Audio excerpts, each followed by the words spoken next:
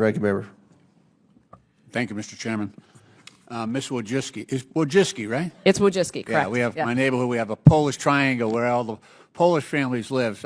Look familiar. Okay. First of all, I appreciate you sharing your personal history here, and you know, I fully appreciate the value of early detection through 23andMe and other technologies as well, in terms of the value that provides for early treatment protocols for breast cancer. That's really, really, really important. I hope that's something that people get from this hearing today.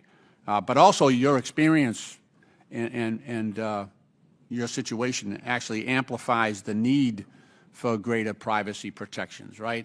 On this committee back in 2015, I was a member then.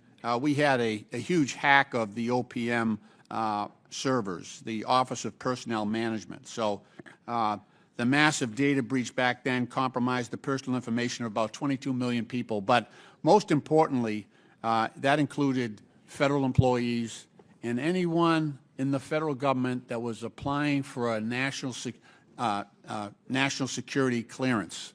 So think about that. Who would need in our government, who would need national security clearance, right?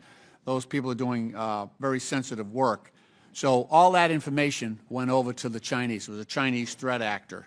At that time, the oversight Republicans really, I have to give them great credit. Jason Chaffetz was the chair of the committee at that point. I was just a subcommittee chair at the point, ranking member at that point.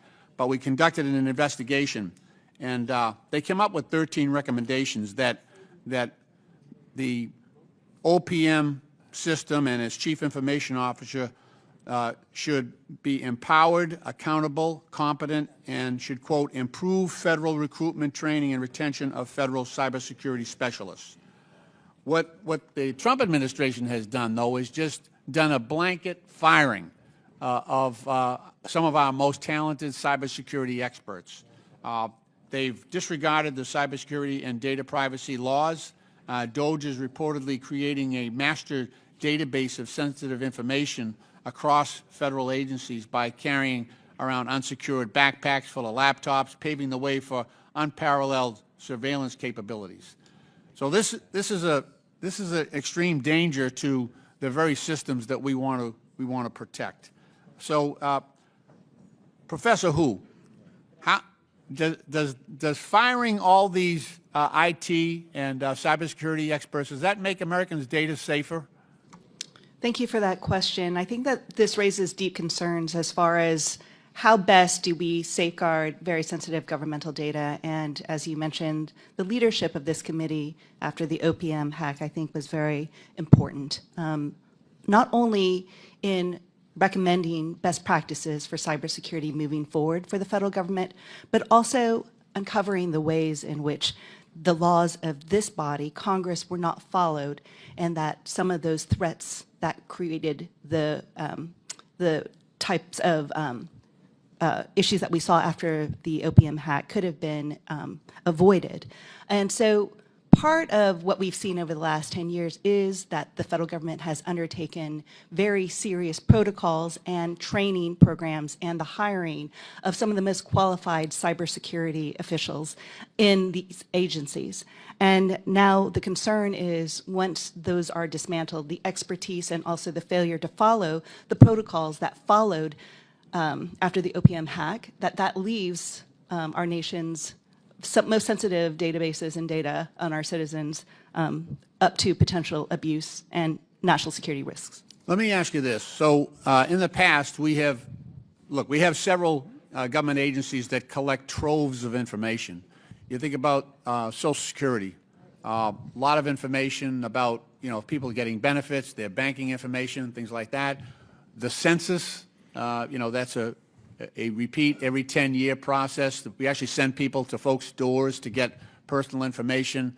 The IRS, when you take a look at your tax return and you figure out all the information that you're giving the federal government. We've kept those silos separate until now. Now Elon Musk is joining those so all that information will be in one central database. We got that from a whistleblower. What kind of damage did that do to our national security and privacy? Well, as was pointed out in the Oversight Committee hearing recently, especially by the testimony that we saw by Bruce Schneier, that the firewalls that are created by keeping those data decentralization creates additional security safeguards.